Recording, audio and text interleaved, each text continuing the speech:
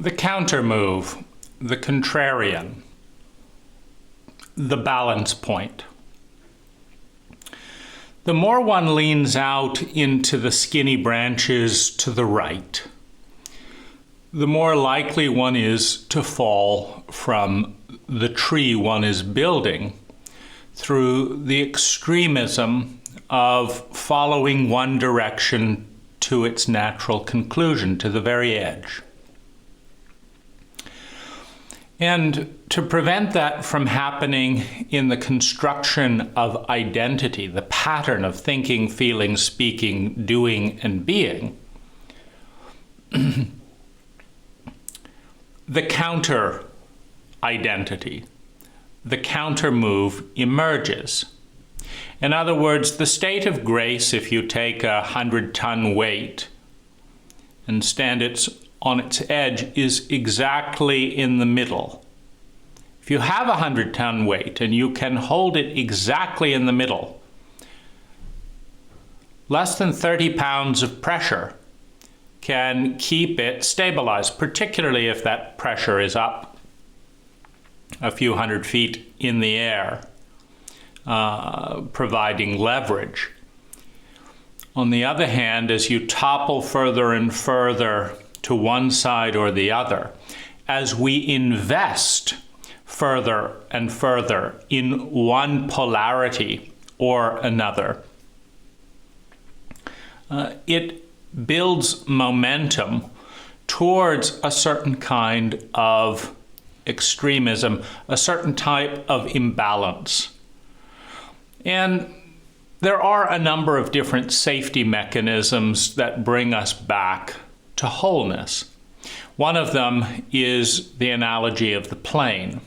If you fly east, and then further east and further east, and further east and further east, and just keep flying exactly straight in that direction, one will eventually, if you keep a steady altitude, emerge from the west, arriving back at the place you began exactly, only coming at it from the opposite direction. You can do the same flight with extreme concepts such as selfishness. You could say that someone is being a little bit too selfish. After all, there was a pie, right? And they chose the biggest piece. And they took 3 pieces. Very selfish, right? And there's a push to say, stop being so selfish. But they don't stop there. They pick the nicest house in the neighborhood and quickly buy it up. They get the nicest car that can be found. They try and position for an even higher salary. They go to the nicest hairdresser. They marry the most handsome or beautiful spouse. So you just continue in this direction east.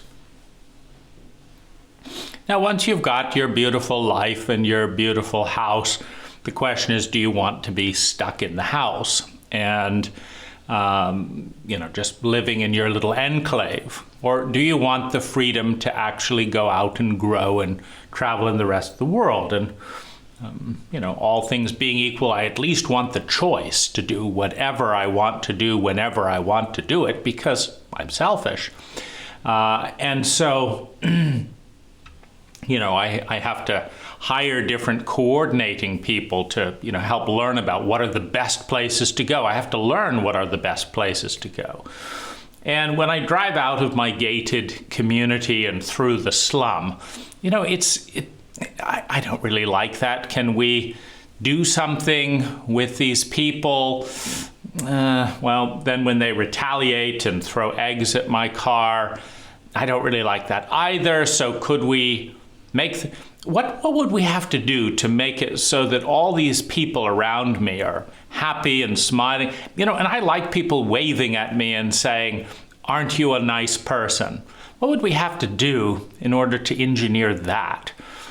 I see. We'd have to help build roads and build infrastructure and lead to education and donate to local communities. Okay, do that, because I want a really stunning experience every time I leave my gate. In fact, I don't even want to have a gated community. I would like to be surrounded by so many wonderful people, all of who like me and think I'm wonderful.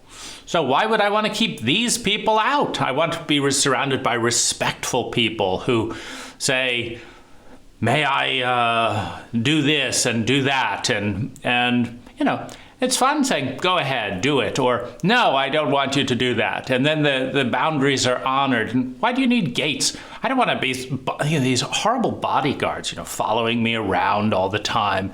No, let me go in advance, sir. I mean, can't I go to the bathroom by myself? No, not if you're a son of a bitch and you're constantly destroying people's lives. Okay, so what would we have to do to have all this wealth and not destroy people's lives so that I can go to the bathroom when I feel like, without having to wait for my bodyguard? Well, you'd have to participate in creating a culture that, where you weren't destroying people's lives and you created synergistic wealth together. Okay, let's do that because I'm tired of these bodyguards and I don't want to worry about people being upset and yelling across in the restaurant, you destroyed my husband's job. You son of a bitch. I don't want to deal with that. So, well, don't destroy his husband's job. So, okay, so what do we have to do here and here? Can't these people build nicer houses? Don't they understand how important I am? I don't want to look at their hovels going by. I want to look at magnificent things. I want to look at beautiful architecture. I want one person after another to have amazing taste. As I drive by, I can say, wow, of course it's all for me, but, wow, they made this house for me and this house for me and this house. Well, what do we have to do? These people don't have a sense, they don't have any money, sir. How are we going to get them some money? Come on, let's universal basic income. Let's raise money for that. Let's train people to do more competent jobs. Let's send people to free architecture school, and I will pay $30,000 to everyone who increases the beauty for the community. I mean, for me, for the community, and so I'm going to facilitate the transformation of this city. And I don't, I got in a plane, I flew over to London, they still have hovels over there. Come on, they didn't, all the acid rain and smog from 100 years of, diesel taxis, and don't they have time to clean their buildings? I'm arriving, you don't understand, And so, what about funding? What about putting money into research and technology? A fungi that could be sprayed over a city and it would eat all of the soot and produce pristine stone. And then the fungi would fall to the ground and become good nutrients for the environment. Let's put 10 million into that, right? And then every city we arrive at, it's going to be pristine and beautiful. And I hate diesel cars. What are they thinking of? The black smoke, What do you mean more miles per gallon? Don't they understand who's having to breathe all this smoke? Listen to that rattling just so that they can save a few pennies on gas? Fuck that. I want electric cars, quiet. Good condition. Let's have some artistry here. We have to have the same boring box cars, etc. How can we fund some innovation in this sector as well? Well, I think you can see where this is going. At the end of the line of complete and utter selfishness, I want people to be genuinely happy. No more fake smiles. So they have to have good marriages and and incest has to go down. Oh, fine, let's make it happen. In order for me to live in a perfect world, so does everyone else. So if in the pursuit of utter selfishness and just pursuing that purely scientifically, with some integrity. If you just fly at a steady altitude, what's good for me, what's good for me, what's good for me? There's no difference between that and what's good for everyone else. Pure selfishness, eventually, if you follow it purely enough, will come around to complete selflessness. Because I want the ultimate happiness, and the greatest happiness is loving someone else even more than one loves oneself, is bringing joy to other people. It's more enduring, more resilient. It's a higher quality of satisfaction than the hedonism of smoking coke and crashing. To avoid a dysfunctional world I lack the competency to do anything about. It's a higher state of competency, of sophistication, of intelligence to do that. So let's do that. Now, coming back to the identity pattern, I'm thick and deep into the identity of the critic. That's heading off this direction.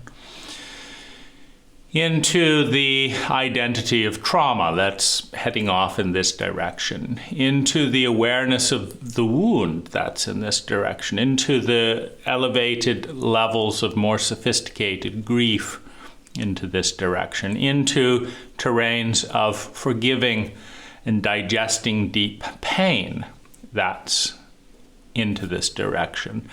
Into the awareness of the innate imperfection and flaws of all things, into the hatred, the despair, the rage, the pain that is present in all human life and all things in a dualistic paradigm.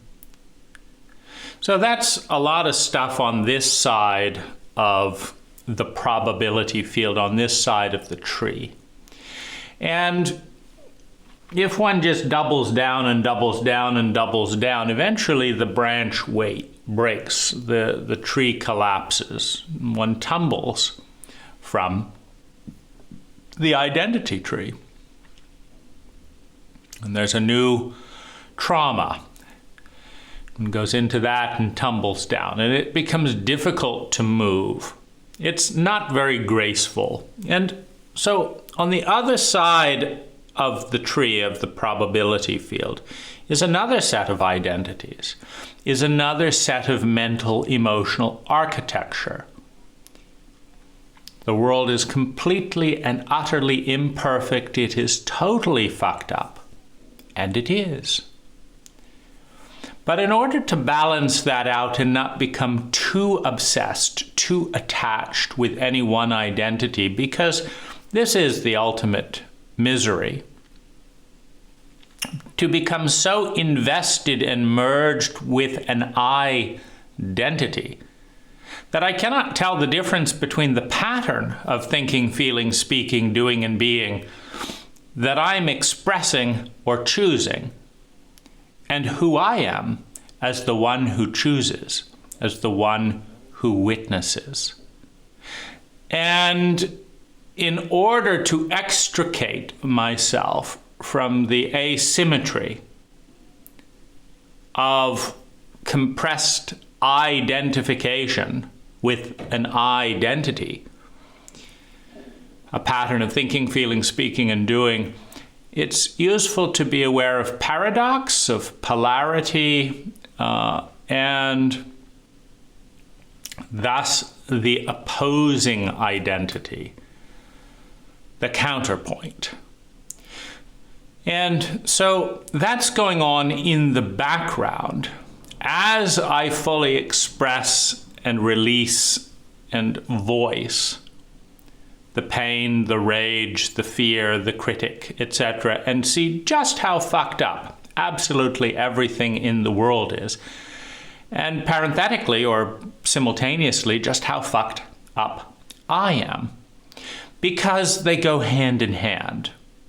You see, it's unscientific to say that the root that grows the orchid is flawed, but the orchid that it grows is perfect.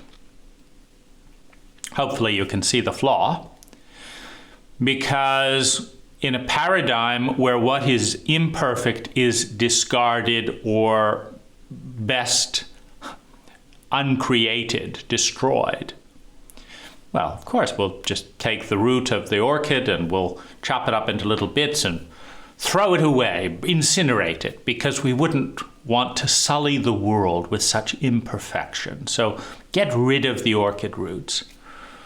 And now we'll just enjoy the perfection of the orchid. There's just one problem. There is no orchid.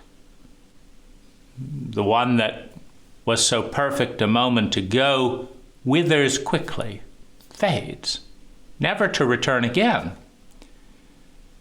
Where did the orchid go? How do we get a new orchid? One must dig and find another root and water that root and nourish that root and let that root be what it is. And another orchid will grow. Now, mathematically speaking, the orchid is no more valuable than the root. If anything, if you love orchids, you'd rather have the root than a single orchid cut from the root, dissociated from the root. You'd want the root that grew the orchid more than you wanted the orchid if you truly love orchids. And yet the root is its polar opposite.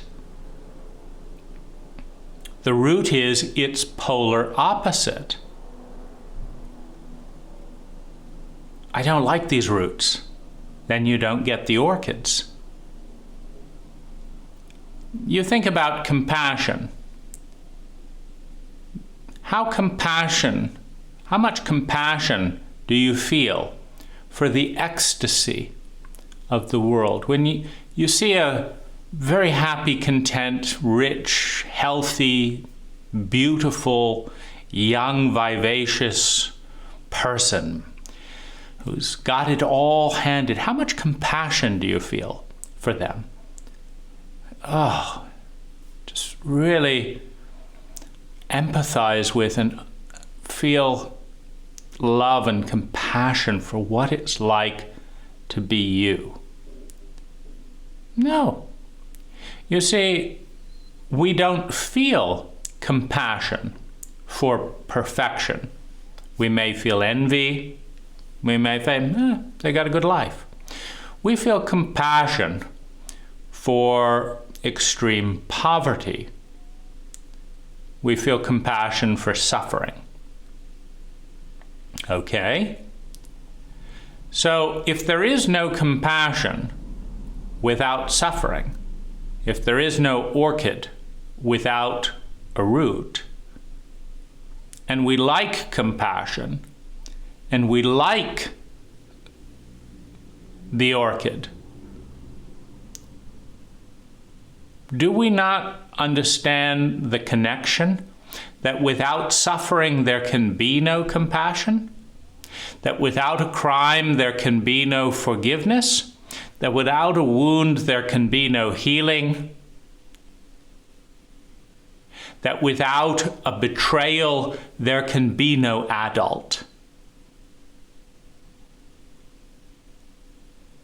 That a child where everything is perfectly provided for them never grows up. Cannot grow up. Because there's no propulsion to create the antithesis needed for them to say, no, that's not right, I'm going to become my own person.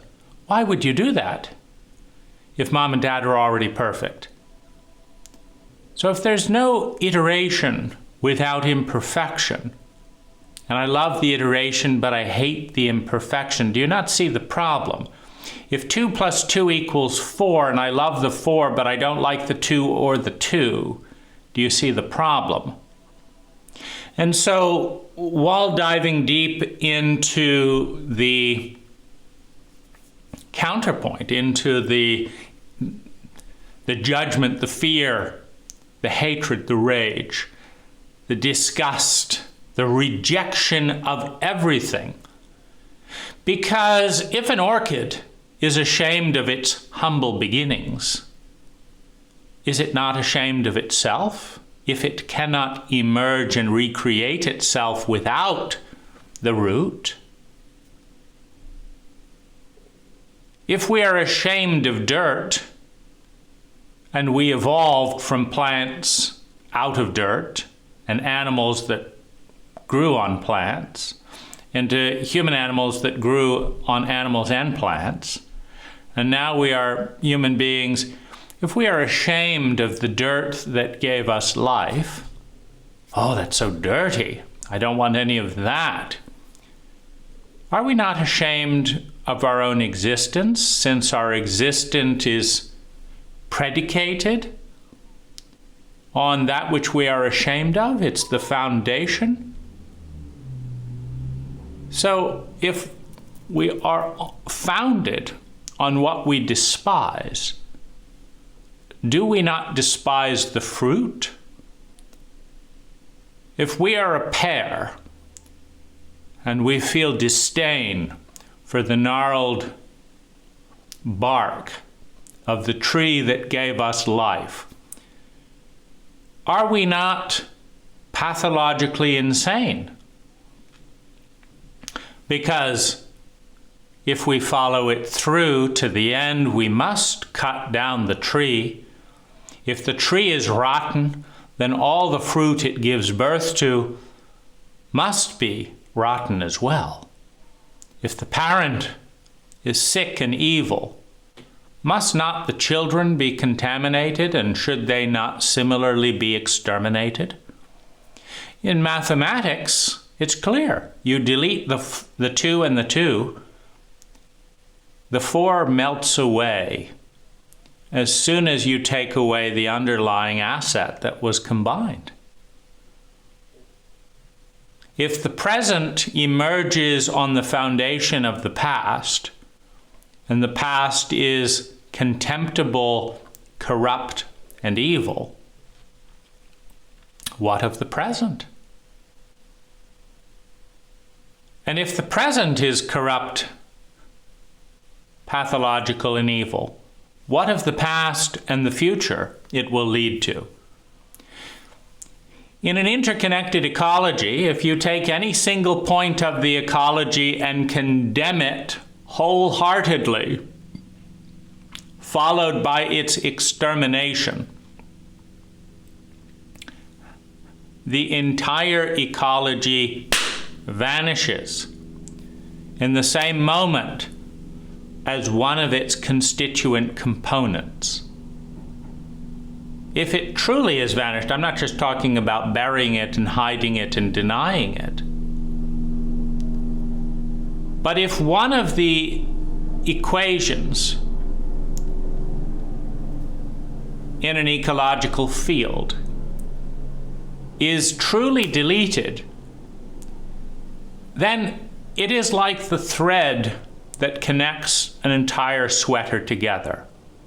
If you take any point in the sweater and say, this thread is wrong, so you pull it out, but it's still connected, so you've got to pull that out, and that out, and that out, and that out, and that out. And the hole and the imperfection is getting bigger and bigger, so you pull more of it out, and there's no sweater.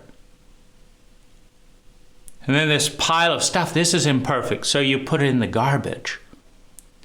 And the garbage is garbage, so you've got to put it in a big hole. Then I don't want that big hole around here because it's bad, so you send it out into space, and then I don't want it existing. Could you just learn to break the laws of physics and uncreate energy? Could you just do that? And then could you do that? And create a hole in space and time, and then unravel all of space and time just so that this one thing doesn't exist, cannot exist, under no circumstances can it exist? Could we just unravel the entire fabric of space and time? And once we're there, I mean, who created space and time? They were fucked up, weren't they? Look at all the rotten things that occurred in space and time, and so created it. Well, let's get rid of them. You know, that was a flawed creation. And who created them? Let's just keep unraveling until the entire possibility field of existence collapses because I cannot digest the right of something to exist. Let's just unravel everything. And nothing there. Not even me. And at some point, you've got to unravel the delusion that said that this should not, could not, under no circumstances could this exist. One must unravel the unraveling.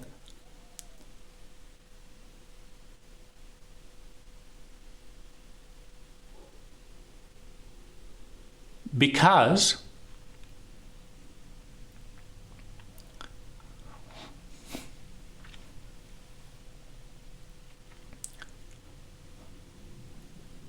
once I and my judgment unravel, then everything else can re-ravel, can ravel again without the judgment. And we have a counterbalance. We have a counterbalance of perfection. So as I'm going into the one reality of, you know, this was fucked up and that was fucked up, and because this was fucked up, then this happened that was fucked up, and that was fucked up because that led to this, which was also fucked up. So we go deeper and deeper into that rabbit hole. The counterbalance is the perfection and the inevitability and the beauty and opportunity of everything as a part in a framework that is pre-language and post-language, that we can come up against and hit the walls of consciousness that are founded on language. And understand that something that is so ugly through the lens of language is so perfect in its entirety, which includes the stage of every process of antithesis and rebellion, which opens the doorway for synthesis, for synergy, and which opens the doorway to transcendence.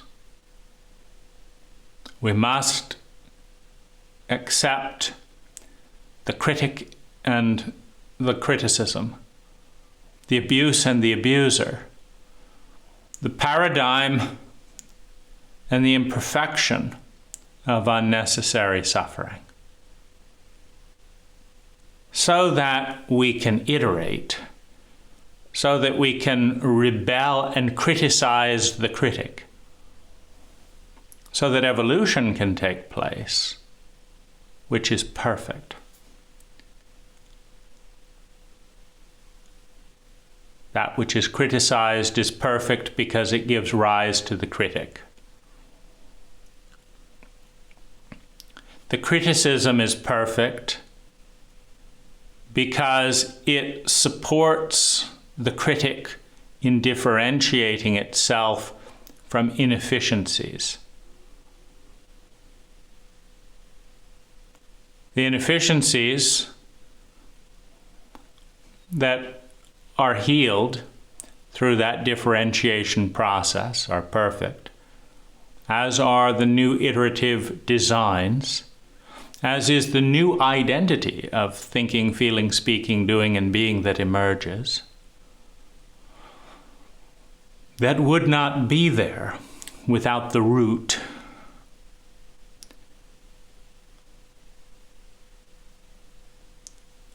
Evolution would stop if everything was perfect all the time and always. And here we are. And here we are.